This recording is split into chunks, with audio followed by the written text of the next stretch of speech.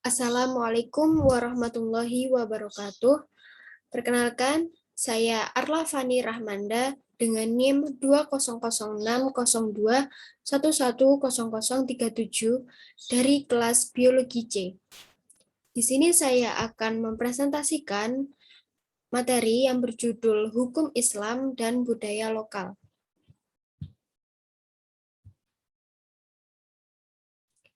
Pokok pembahasan yang akan dibahas yakni 1. Hukum Islam yang meliputi pengertian, sumber, dan macam-macamnya. Yang kedua yaitu pengertian budaya lokal. Yang ketiga, sejarah pergulatan antara hukum Islam dan budaya lokal. Dan pembahasan yang terakhir yaitu tujuan adanya hukum Islam. Pembahasan yang pertama yakni pengertian hukum Islam. Kata hukum berasal dari bahasa Arab hukmu, yang berarti memutuskan atau menetapkan. Sedangkan menurut istilah adalah akibat yang ditimbulkan oleh sebuah tuntutan yang ditetapkan, seperti hukum Islam pada peraturan wajib, maka dituntut untuk wajib melakukannya. Pengertian hukum Islam sendiri adalah aturan yang diadakan oleh Allah untuk umatnya yang dibawa oleh Rasulullah, baik hukum yang berhubungan dengan kepercayaan atau akidah maupun hukum yang berhubungan dengan perbuatan atau amaliyah. Hukum Islam ini diturunkan oleh Allah untuk kemaslahatan hamba-hambanya di dunia dan di akhirat. Dalam istilah ini dapat menjadi perbedaan antara hukum Islam dengan hukum-hukum lainnya, seperti hukum negara Indonesia.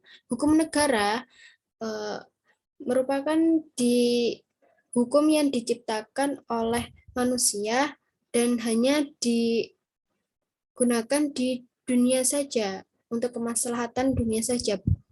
Hal itu berbeda dengan hukum Islam.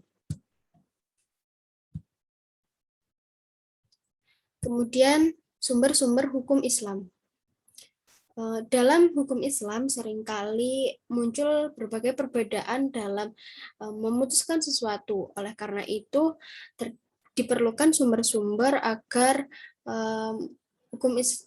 agar permasalahan tersebut dapat terselesaikan. Di antaranya yakni sumber yang pertama Al-Qur'an. Al-Qur'an adalah kalamullah yang diturunkan oleh Nabi Muhammad melalui malaikat Jibril untuk dijadikan pedoman bagi umat manusia. Al-Quran ini merupakan sumber pertama dan paling utama. Sumber kedua, yakni sunnah, adalah segala sesuatu yang didasarkan dari perkataan atau sabda, perbuatan, ketetapan, maupun persetujuan dari Rasulullah SAW. Sunnah ini kedudukannya sebagai sumber kedua setelah Al-Quran. Selanjutnya sumber ijma, yaitu kesepakatan para ulama dalam menentukan perkara yang berlandaskan dari kedua sumber tadi, yakni Al-Quran dan Sunnah. Sumber yang keempat yakni qiyas. Qiyas yaitu menghubungkan perkara yang belum ada sebelumnya, namun memiliki beberapa kesamaan dengan perkara yang terdahulu. Selanjutnya, macam-macam hukum Islam. Di hukum Islam terdapat 5 macam-macamnya. Di antaranya yaitu 1. Wajib. Hukum wajib ini apabila dikerjakan mendapatkan pahala, dan jika ditinggalkan akan mendapatkan dosa. Hukum wajib ini sering juga disebut dengan fardu. Ada 2, yaitu fardu ain dan fardu kifayah. Fardu ain yaitu perkara yang pasti wajib dilakukan umat Islam, yaitu seperti sholat 5 waktu, puasa Ramadan, dan zakat fitrah. Sedangkan fardu kifayah yaitu perkara yang wajib dilakukan umat Muslim, namun dapat gugur jika telah dilakukan sebagian umat Muslim lainnya, seperti sholat jenazah. Hukum Islam yang kedua yaitu sunnah. Perbuatan yang jika dikerjakan mendapatkan pahala dan jika ditinggalkan tidak mendapat dosa. Sunnah ini juga terdapat dua macam, yakni sunnah muakkad dan ghairu muakkad. Sunnah muakkad yaitu sunnah yang sangat dianjurkan. Contoh dari sunnah muakkad yaitu sholat rawatib. Maaf, contoh dari sunnah muakkad sendiri itu sholat tarawih. Sedangkan sunnah ghairu muakkad yaitu perbuatan yang hanya dianjurkan saja, seperti sholat-sholat rawatib. Hukum Islam selanjutnya yaitu haram. Haram adalah perbuatan yang jika dikerjakan pasti mendapatkan dosa, dan jika ditinggalkan mendapatkan pahala. Kebalikan dari wajib ya. Perbuatan haram ini seperti contohnya berbuat zina, minum-minuman yang memabukkan, dan lain-lain. Hukum Islam selanjutnya yaitu makruh. Makruh adalah perbuatan yang jika meninggalkan lebih baik daripada mengerjakan. Seperti contoh sikat gigi atau berkumur saat puasa. Sikat gigi dan berkumur itu seharusnya sebaiknya ditinggalkan karena dikhawatirkan akan membatalkan puasa itu. Hukum Islam yang terakhir yaitu mubah. Mubah atau boleh adalah perbuatan yang diperbolehkan antara mengerjakan atau meninggalkan. Contohnya yaitu makan, minum. Pembahasan yang kedua yakni pengertian budaya lokal.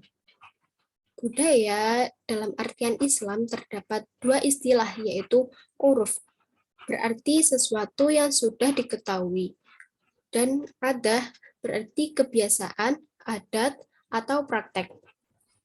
Sehingga arti budaya menurut konsep Islam yakni pergaulan atau praktek yang sudah menjadi kebiasaan yang dapat digunakan baik untuk kepentingan individu maupun kepentingan kelompok.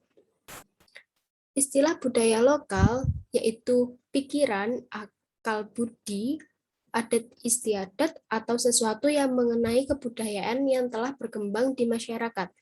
Kebudayaan inilah yang akan menjadi manusia hidup dalam lingkungan bermasyarakat. Salah satu yang menjadi energi dari budaya lokal ini adalah Islam.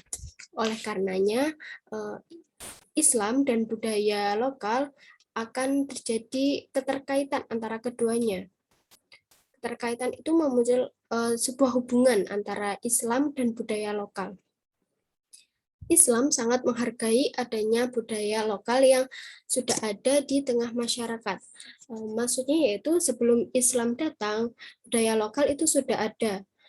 Dan saat Islam datang, Islam pun tidak menghilangkan atau menyingkirkan budaya lokal tersebut.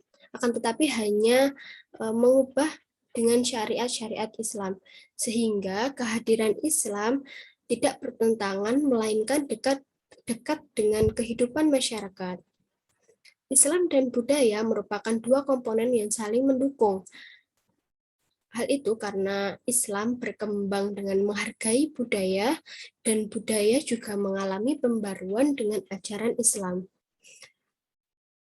Dalam segi hukum Islam, akulturasi dengan budaya lokal dilakukan melalui berbagai cara, dengan catatan keduanya harus saling menyatu dengan tidak keluar dari ajaran Islam dan tidak juga mengurangi nilai budaya lokal itu sendiri.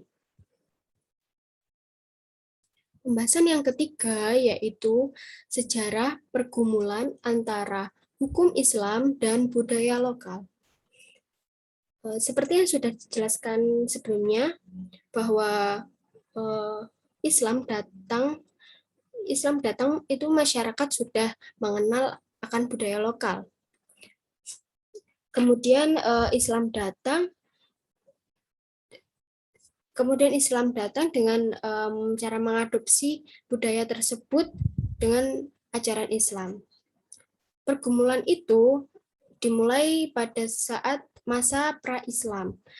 Masyarakat Arab pra-Islam telah mengenal budaya hukum pidana seperti kisos dan diat. Lalu ada budaya berdagang dan ritual haji. Akan tetapi budaya tersebut masih belum sesuai dengan ajaran Islam. Di dalamnya masih terdapat beberapa seperti perbuatan yang syirik.